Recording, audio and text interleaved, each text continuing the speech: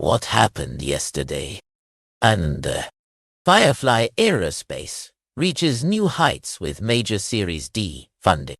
Fancy Bear's sneaky Wi-Fi hack revelation. Haiti's gang crisis. Children caught in the crossfire. This and more in your Nugget news for 23 November 2024. So, the Department of Justice is really cracking down on Google, requesting a breakup that could shake up the tech world as we know it. Amongst Google's array of services, their browser, Chrome, is under scrutiny.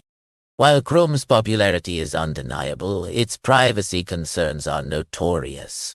Safari, Firefox, and even less-known browsers like Brave or DuckDuckGo offer privacy features without the extensive data tracking Chrome's guilty of. It's like a buffet of privacy-friendly options. Switching browsers might just be a click away, quicker than you can say cookies. Jude Sherry's childhood was filled with the looming presence of gangs, a norm that persists in today's Haiti, where their power has exploded amidst political turmoil. Kids face a grim reality, with half of the gang members now reported to be minors, twisting their dreams into survival tactics. After the 2021 assassination of President Moise, gangs claimed the void, controlling 80% of Puerto Rico. Despite the international effort to curb their influence, these gangs draft children into a life devoid of normalcy. With hunger a persistent threat, school closings rampant and poverty at its peak, for many, joining a gang seems the only option. Sadly, the children in Haiti are learning the ropes of survival instead of how to jump them. The International Criminal Court has issued arrest warrants for Israeli Prime Minister Netanyahu and former Defense Minister Yoav Gallant, charging them with war crimes and crimes against humanity in Gaza. This move forces Western nations, like the US, Germany, and the UK, to re-evaluate their arms trade with Israel. Despite legal obligations, some countries like Canada and Italy have suspended permits, while others continue exports under previous licenses.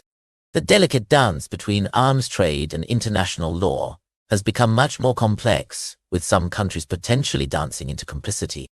Let's talk about a startup that's reaching for the stars, literally.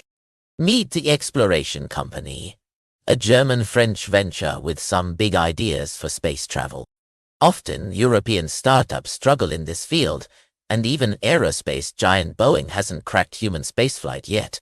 But Eileen Huby, the founder, is refreshingly candid about these hurdles. An economist by training, she jumped into the space world through Airbus, contributing to Orion's service module for NASA's upcoming moonshots. It's built on older tech from Airbus's ATV, which is cool but a bit ancient. Huby wants to bring Europe into the future, not leave it stuck in the past. Let's hope her plans don't just orbit in her head but actually take off.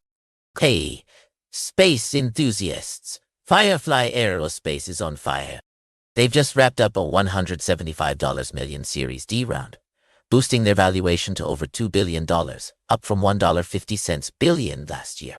The funds will fuel expansion for their Elytra spacecraft, ramp up Alpha launch vehicle production, and accelerate hardware development for future missions. Their agenda is packed, with a Blue Ghost lunar mission to deliver NASA instruments and 25 Alpha launches lined up with Lockheed Martin through 2029. And remember, Firefly is reaching for new heights with their medium launch vehicle, potentially taking off in 26.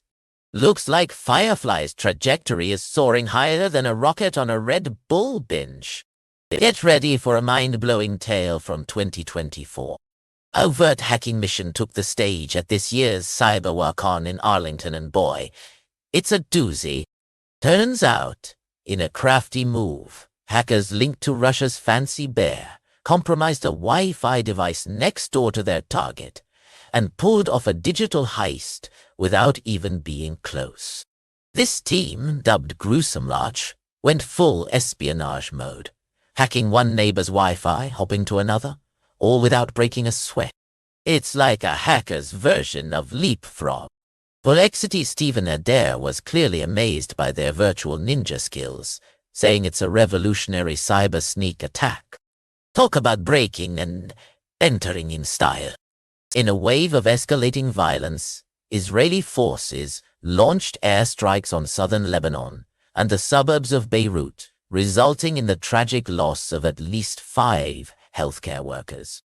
A missile hit an 11-story building in Beirut, causing it to collapse and litter the street with debris as residents fled.